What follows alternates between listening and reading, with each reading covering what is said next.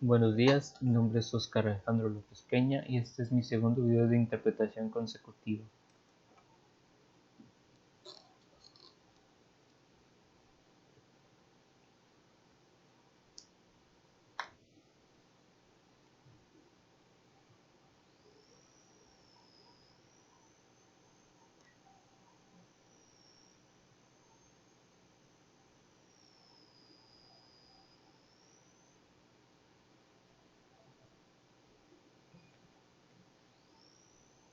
Good morning. I'm sorry I've been away from my desk for much longer than I would have liked, and I want to thank everybody who has stepped up, in particular the First Secretary of State, Dominic Raab, who's done a terrific job. But once again, I want to thank you, the people of this country, for the sheer grit and guts you've shown and are continuing to show. Every day,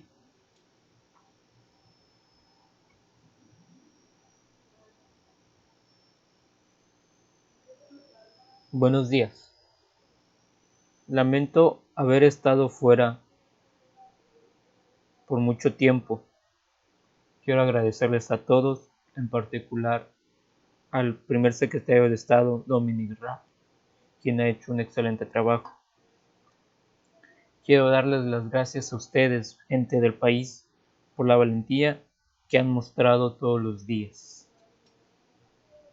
I know that this virus brings new sadness and mourning to households across the land. And it is still true that this is the biggest single challenge this country has faced since the war. And I in no way minimize the continuing problems we face. And yet it is also true that we are making progress with fewer hospital admissions, fewer COVID patients in ICU, and real signs now that we are passing through the peak. Sé que este virus ha traído tristeza a los hogares del país y que es un desafío más grande que hemos enfrentado desde la guerra. No minimizo los problemas. Hemos podido salir adelante, pues ahora hay menos ingresos en los hospitales, menos pacientes con COVID en el IC2. And thanks to your forbearance, your good sense, your altruism, your spirit of community, thanks to our collective national resolve, we are on the brink of achieving that first clear mission to prevent our National Health Service from being overwhelmed in a way that tragically we have seen elsewhere. And that is how and why we are now beginning to turn the tide. If this virus were a physical assailant, an unexpected and invisible mugger, which I can tell you from personal experience it is, then this is the moment when we have begun together to wrestle it to the floor. And so it follows that this is the moment of opportunity. This is the moment when we can press home our advantage. It is also the moment of maximum risk, because I know there will be many people looking now at our apparent success and beginning to wonder whether now is the time to go easy on those social distancing measures. And I know how hard and how stressful it has been to give up, even temporarily, those ancient and basic freedoms. Not seeing friends, not seeing loved ones, working from home, managing the kids, worrying about your job and your firm. So let me say directly also to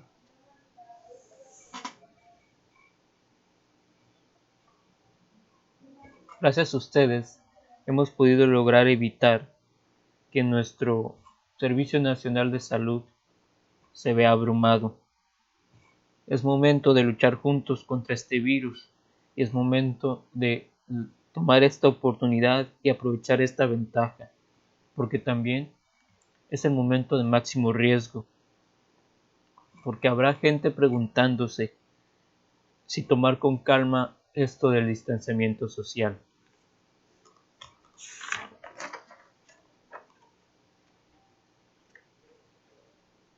British business. So let me say directly also to British business, to the shopkeepers, to the entrepreneurs, to the hospitality sector, to everyone on whom our economy depends. I understand your impatience. I share your anxiety. And I know that without our private sector, without the drive and commitment of the wealth creators of this country, there will be no economy to speak of. There will be no cash to pay for our public services, no way of funding our NHS. And yes, I can see the long-term consequences of lockdown as clearly as anyone. And so yes, I entirely share your urgency. It's the government's urgency. Quiero decirles a los empresarios británicos, comerciantes, a la gente que se encarga del sector de hostelería, a los que dependen de la economía, que comprendo su impaciencia, comparto su ansiedad y que sé que sin el sector privado no habrá economía de la que hablar, no habrá dinero para pagar los servicios públicos, ni dinero con el cual financiar el Servicio Nacional de Salud. And yet we must also recognize the risk of a second spike, the risk of losing control of that virus and letting the reproduction rate go back over one. Because that would mean not only a new wave of death and disease, but also an economic disaster. And we would be forced once again to slam on the brakes across the whole country and the whole economy, and reimpose restrictions in such a way as to do more and lasting damage. And so I know it is tough, and I want to get this economy moving as fast as I can, but I refuse to throw away all the effort and the sacrifice of the British people, and to risk a second major outbreak and huge loss of life and the overwhelming of the NHS. Reconozco el riesgo del segundo pico. También reconozco el riesgo de perder el control de este virus, pues significa una nueva ola de muertes y de enfermedades, pero también nuevos desastres económicos. Sé que es difícil, porque yo también quiero ver a la economía moverse más rápido, pero me niego a tirar todo por la borda, a tirar ese esfuerzo, ese sacrificio del pueblo británico y a arriesgar de nuevo que nuestro Servicio Nacional de Salud se vea abrumado. And I ask you to contain your impatience, because I believe we are coming now to the end of the first phase of this conflict. And in spite of all the suffering, we have so nearly succeeded. We defied so many predictions. We did not run out of ventilators or ICU beds. We did not allow our NHS to collapse. And on the contrary, we have so far collectively shielded our NHS so that our incredible doctors and nurses and healthcare staff have been able to shield all of us from an outbreak that would have been far worse. And we collectively flattened the peak. And so when we're sure that this first phase is over and that we're meeting our 5 tests, deaths falling, NHS protected, rate of infection down, really sorting out the challenges of testing and PPE, avoiding a second peak. Then that will be the time to move on to the second phase, in which we continue to suppress the disease and keep the reproduction rate, the R rate, down, but begin gradually to refine the economic and social restrictions, and one by one to fire up the engines of this vast UK economy. Les pido que contengan su impaciencia, pues creo que estamos llegando al fin de la primera fase de este problema.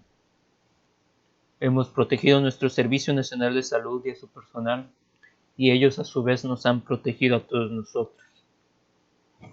Una vez terminando la primera fase y cumpliendo las 5 pruebas, podremos avanzar a la segunda fase, donde continuaremos suprimiendo las enfermedades y manteniendo la tasa de reproducción en los números bajos.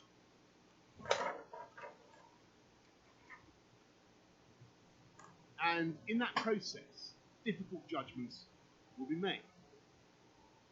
And we simply cannot spell out now how fast or slow or even when those changes will be made, though clearly the government will be saying much more about this in the coming days. And I want to serve notice now that these decisions will be taken with the maximum possible transparency. And I want to share all our working and our thinking, my thinking, with you, the British people.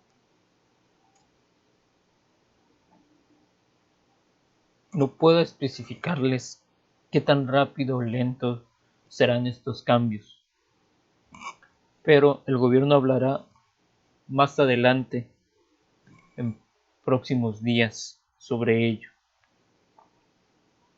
Quiero compartir con ustedes también el trabajo y mis pensamientos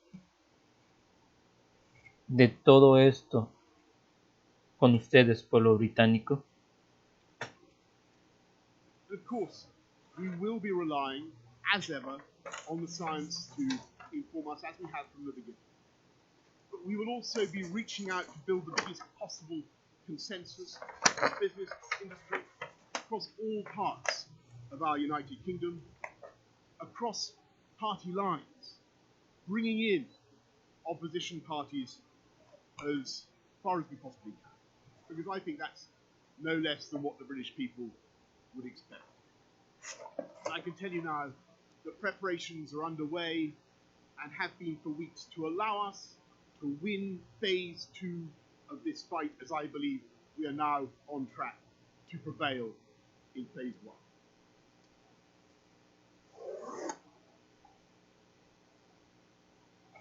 1. Nos vamos a esforzar para prepararnos y preparar al Reino Unido para ganar esta segunda fase. And so I say to you finally, if you can keep going in the way that you have kept going so far, if you can help protect our NHS to save lives, and if we as a country can show the same spirit of optimism and energy shown by Captain Tom Moore, who turns 100 this week, if we can show the same spirit of unity and determination as we've all shown in the past 6 weeks, then I have absolutely no doubt that we will beat it. Together we will come through this all the faster, and the United Kingdom will emerge stronger than ever before. Thank you all very much. Les pido que sigan el camino que han seguido hasta ahora, que sigan ayudando a proteger nuestro Servicio Nacional de Salud, pues juntos podremos salir adelante más rápido y el Reino Unido se verá más fuerte que nunca. Muchas gracias a todos.